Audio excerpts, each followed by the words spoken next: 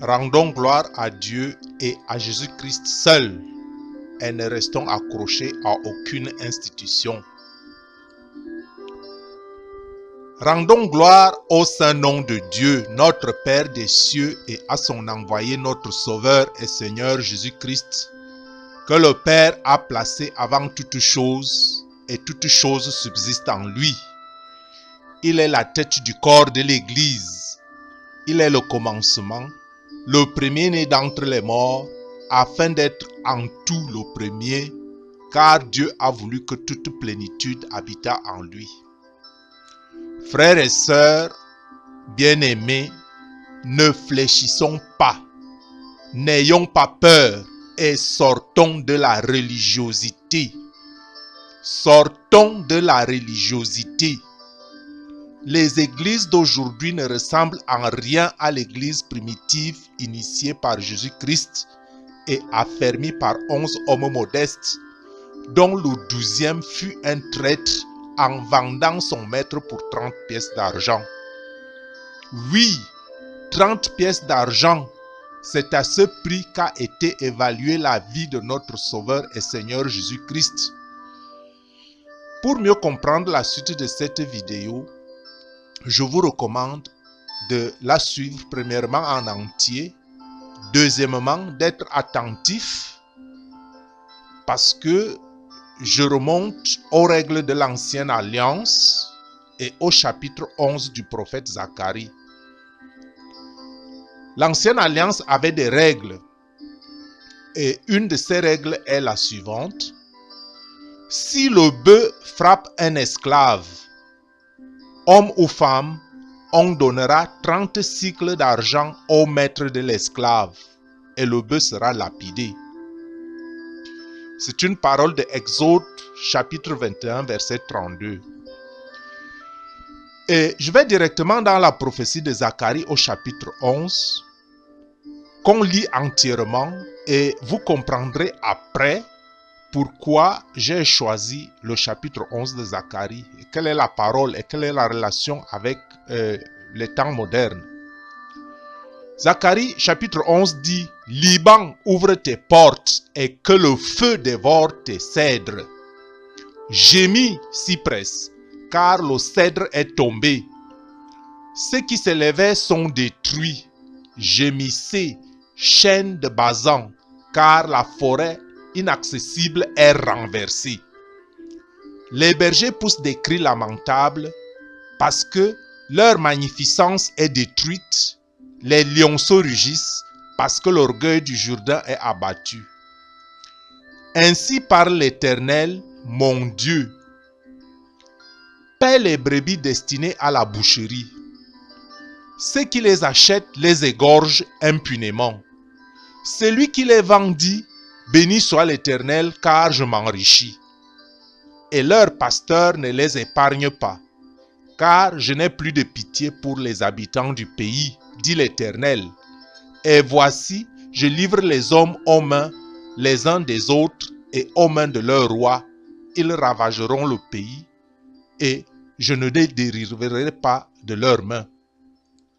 Alors, je me suis mis à perdre les brebis destinées à la boucherie, dit Zacharie. Assurément, les plus misérables du troupeau, j'ai pris 2 houlettes. J'appelais l'une grâce et j'appelais l'autre houlette union. Et je fis paître les brebis. J'exterminai les 3 pasteurs en 1 mois. Mon âme était impatiente à leur sujet et leur âme avait aussi pour moi du dégoût. Et je dis, je ne vous paîtrai plus. Que celle qui va mourir meure, que celle qui va périr périsse, et que celles qui restent se dévorent les unes les autres. Je pris ma houlette grasse et je la brisai pour rompre mon alliance que j'avais traitée avec tous les peuples. Elle fut rompue ce jour-là, et les malheureuses brebis qui prirent garde à moi reconnurent ainsi que c'était la parole de l'Éternel. Je leur dis, si vous le trouvez bon, donnez-moi mon salaire, sinon ne le donnez pas. Et ils pesèrent pour mon salaire 30 cycles d'argent. L'Éternel me dit, jette-le au potier, ce magnifique salaire de 30 cycles auquel ils m'ont estimé. Je répète, l'Éternel dit, jette-le au potier, ce prix magnifique auquel ils m'ont estimé. Et je pris les 30 cycles d'argent et je les jetai dans la maison de l'Éternel pour le potier. Puis je brisai ma seconde houlette, union, pour rompre la fraternité entre Juda et Israël. L'Éternel me dit, prends encore l'équipage d'un pasteur insensé, car voici, je susciterai dans le pays un pasteur qui n'aura pas souci des brebis qui périssent. Il n'ira pas à la recherche des plus jeunes, il ne guérira pas les blessés, il ne soignera pas les saines, mais il dévorera la chair des plus grasses et il déchirera jusqu'aux cornes de leurs pieds. Malheur au pasteur de Néant qui abandonne ses brebis, que l'épée fonde sur son bras et sur son œil droit, que son bras se dessèche et que son œil droit s'éteigne. Chers frères, chères sœurs, nous venons d'entendre le chapitre de Zacharie 11. Les ordonnances que j'ai lues en Exode,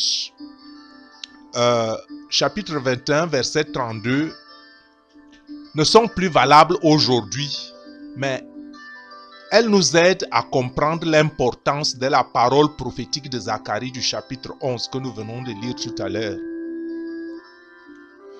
Et que nous relisons. Je leur dis, si vous le trouvez bon, donnez-moi mon salaire. Sinon, ne le donnez pas. Et ils pesèrent pour mon salaire 30 cycles d'argent. Et que dit l'Éternel? L'Éternel me dit, jette-le au potier, ce prix magnifique auquel ils m'ont estimé. Et je pris les 30 cycles d'argent et je les jetai dans la maison de l'Éternel pour le potier. Puis je brisai ma seconde houlette d'union pour rompre la fraternité. Je parle ici de rompre la fraternité entre Juda et Israël. L'Éternel me dit, prends l'équipage d'un pasteur insensé. Écoutez bien, prends l'équipage d'un pasteur insensé. Car voici, je susciterai dans le pays un pasteur qui n'aura pas souci des brebis qui périssent. Il n'ira pas à la recherche des plus jeunes. Il ne guérira pas les blessés. Il ne soignera pas les saines. Mais il dévorera la chair des plus grasses. C'est une prophétie de l'Éternel à travers le prophète Zacharie. Et il déchirera jusqu'aux cornes de leurs pieds. L'Éternel dit en même temps, malheur au pasteur de Néant qui abandonne ses brebis, que l'épée fonde sur son bras et sur son œil droit, que son bras se dessèche et que son œil droit s'éteigne. Remarquons qu'en effet, frères et sœurs, remarquons que ces 30 cycles que Judas rendit au temple servirent comme Zacharie le prescrit à l'achat du champ du potier pour la sépulcre des étrangers. Parce que Judas, quand il a vu que Jésus était condamné, il s'est repenti, est rentré au temple, a remboursé les 30 cycles, il s'est fait pendre. Et les 30 cycles, qu'est-ce que les dirigeants du temple ont fait? Ils ont à l'unanimité décidé que cet argent servirait à l'achat du champ du potier. Et c'est des choses que Zacharie avait déjà préduit comme on a lu plus haut. Donc, j'ai choisi ce chapitre pour vous montrer que dans la Bible, il n'y a pas de hasard. Des fois, des récits bibliques que nous ne comprenons pas, il y a toujours un lien. Que la prédiction que Jésus serait vendu à 30 cycles, elle était avant qu'il fût venu au monde. Et j'ai pris cet exemple parce que de nos jours, même de nos jours, tout tourne autour de l'argent. Tout tourne autour de l'argent. Or, quand on lit Luc 16, 13, l'argent, c'est le symbole de Mammon. Mammon, l'idole de l'argent, ou bien Satan. Et ce symbole de l'argent perdure encore aujourd'hui. Mieux encore de nos jours. Même quand on est vigilant, on ne peut pas résister à la tentation de l'argent. La ruse de Mammon, c'est-à-dire le malin, est telle qu'on ne se rend même plus compte que c'est une tentation. Ne faut-il pas avoir de l'argent pour vivre? Oui, pour vivre. Mais pour vivre, on en a toujours assez. La tentation, c'est qu'on veut de l'argent pour avoir plus et encore davantage. On n'en a vraiment pas assez à satiété. Il y a toujours des besoins. Frères et sœurs, est-ce qu'on ne tue pas aujourd'hui pour l'argent? Quand ce n'est pas avec une arme, c'est des moyens plus rusés, des moyens financiers et économiques.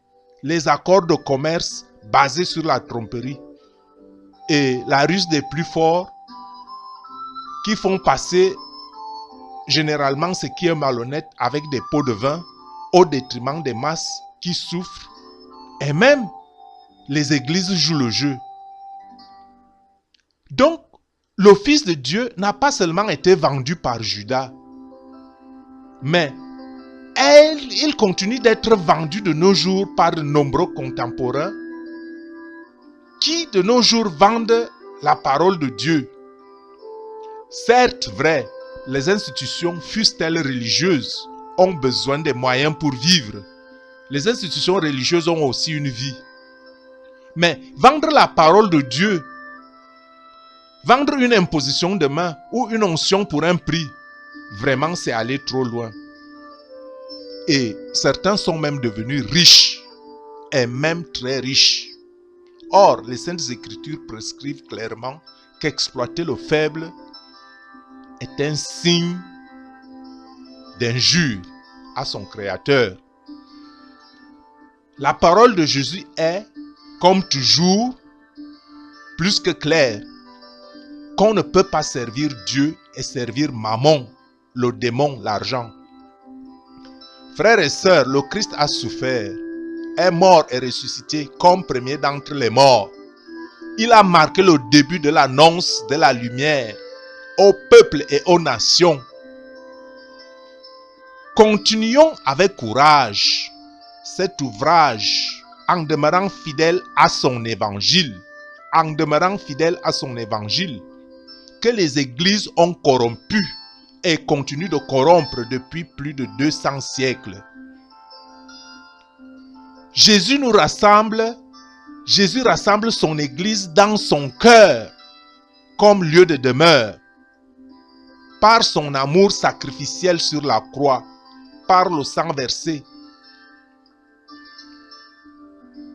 Donc, faisons un effort quotidien de compter et de reposer notre confiance en lui seul Jésus-Christ, par la prière.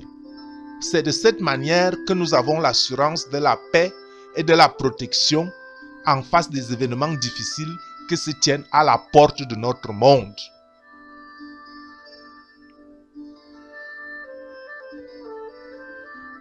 Je vais vous prendre un exemple de quoi je dis. C'est vrai, je ne veux pas glisser dans des terrains très dangereux. Nous allons nous rester dans le cadre de la parole de Dieu, mais je vais quand même parler de cette histoire. Je ne sais pas si jamais vous avez entendu parler du grand collisionneur de Hadron, LHC en anglais. Le plus grand accélérateur de particules au monde, inauguré le 21 octobre 2008, avec des améliorations achevées vers 2015 après 2 ans de mise en arrêt.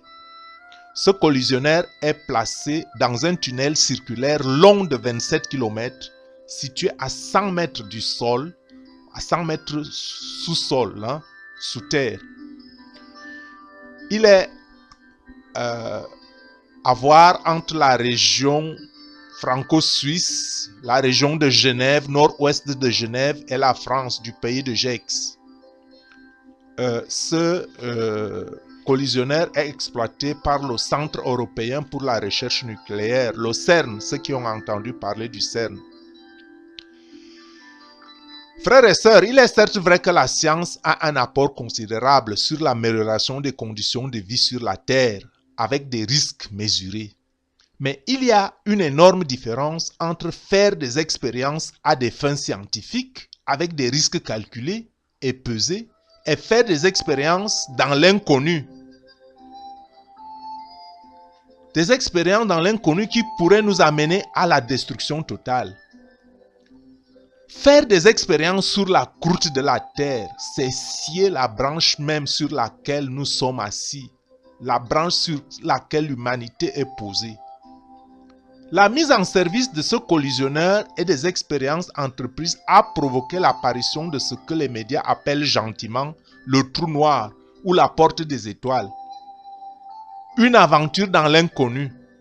Et même si les chercheurs assuraient que les expériences ne présentaient aucun danger, et que l'on développe des théories de la présence d'antimatière et de matière qui se neutralisent sur la base de la théorie du Big Bang, sans vraiment savoir ce qui se cache derrière la matière noire. Les gens le disent sans savoir ce qui se cache derrière la matière noire. Vraiment, mais est-ce que l'humanité a conscience que nous avons un Dieu? Ou bien c'est juste la preuve que la science a choisi déjà son camp, celui des forces du mal, défier Dieu. Pas moins ce que font les églises aujourd'hui, dois-je le dire. N'est-ce pas là un signe de l'époque prévue depuis le commencement du monde pour prêcher la bonne nouvelle de Dieu sur toute la terre? Assez les asservissements religieux qui se font passer pour des représentations de la foi et de l'évangile du Christ. La Bible ne parle-t-elle pas du petit troupeau?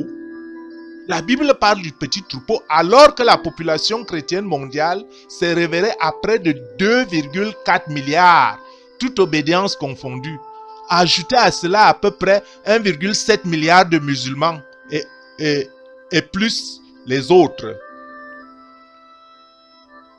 L'évangile de Luc au chapitre 12 ajoute à partir du verset 33: vendez ce que vous possédez et donnez-le en aumône.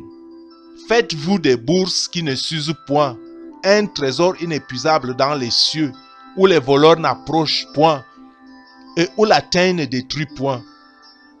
L'évangile que Jésus-Christ a enseigné est centré sur l'amour et le sacrifice. Mais aujourd'hui, cette doctrine d'amour et de sacrifice est pervertie. Frères et sœurs, demeurons des pierres vivantes imbibées de l'humilité d'esprit qui animait Jésus. Saturons-nous de l'amour de Jésus-Christ. C'est le seul remède à notre monde de ténèbres et agonisant. Ce monde des ténèbres ne tenant point compte des rejetés, des maltraités, des incompris, des faibles, des malades, des veuves et orphelins, de ceux sur qui on jette l'opprobre. Le temps est venu de voir le bilan des églises, avec des milliards d'hommes et femmes qui ne font pas le contrepoids du mal, qui semblent plutôt emprisonnés et asservis à un système que Christ n'a pas institué et même pas recommandé.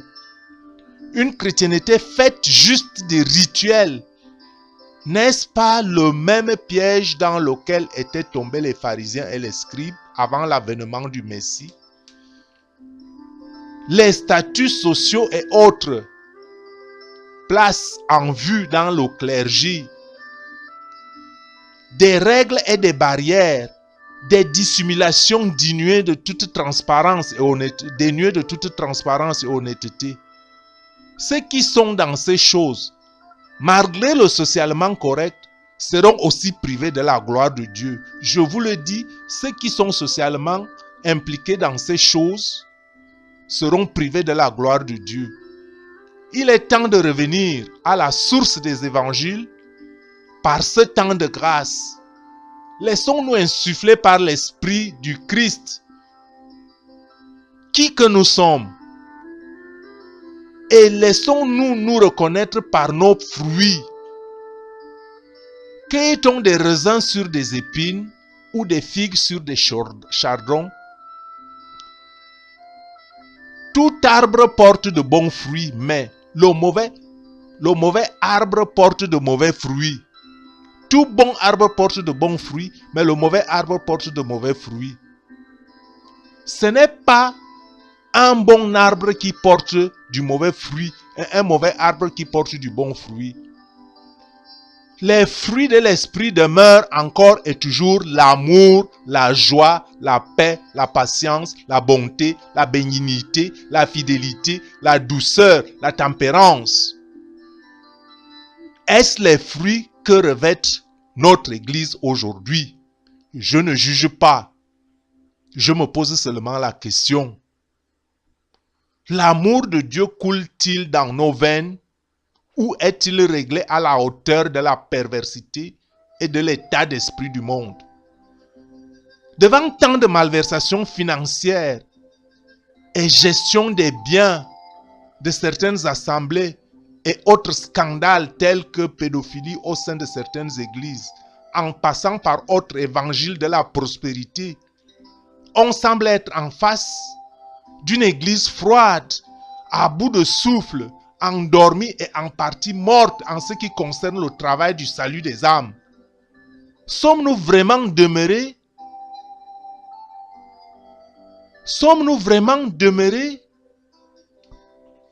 de ce que Jésus veut que nous soyons? Des hommes humbles, glorifiant Dieu dans la simplicité de notre être et en vérité. Non pas dans un élan de mouvement religieux extérieur, mais dans la profondeur de notre être, dans notre cœur, avec notre cœur, nettoyer des désirs et convoitises du monde. Et même de hautes luttes pour être en vue selon le modèle des statuts sociaux établis. Sortez des églises, tout au moins spirituellement parlant, pour vous attacher à Jésus seul et non aux croyances et rituels institués par des hommes et en plus même pervertis au cours des âges. La confusion règne de partout et encore de sur qui est Jésus vraiment. Beaucoup ne savent pas qui est Jésus vraiment. On ne peut pas confiner Dieu dans une religion, quelle qu'elle fût, ou le réduire dans un écrit, fût-elle inspirée de lui. Dieu est bien plus grand que tout cela. Ne soyons pas asservis à une dénomination, mais ayons à cœur Jésus-Christ comme la seule voie, le seul chemin, la vérité et la vie. Comme en Jean chapitre 14 verset 16. Seule sa vérité, celle de Jésus-Christ et son amour nous affranchira. Cet amour est inconditionnel.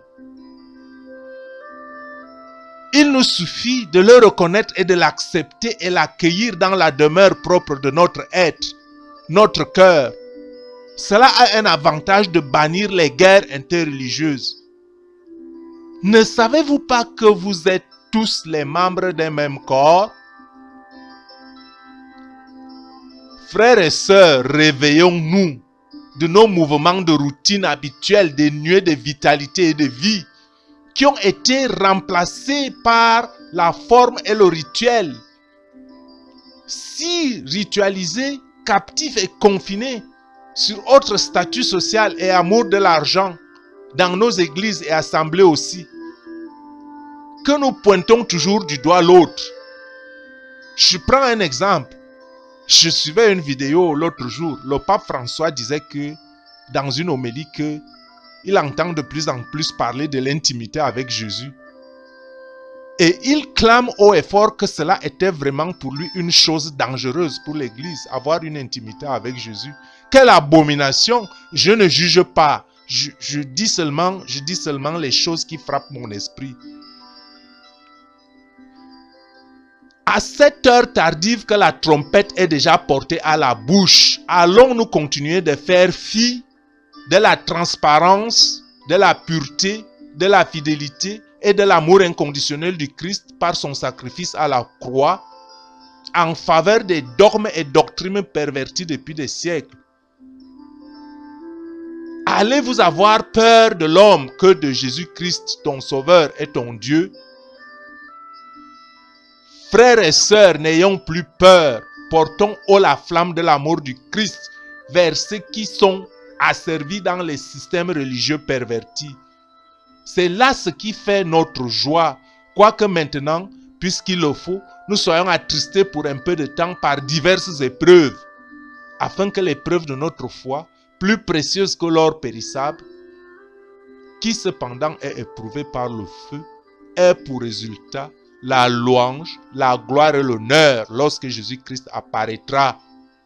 Lui que nous aimons sans l'avoir vu, en qui nous croyons sans le voir encore, nous jouissant, nous réjouissant d'une joie ineffable et glorieuse, parce que nous obtiendrons le salut de nos âmes.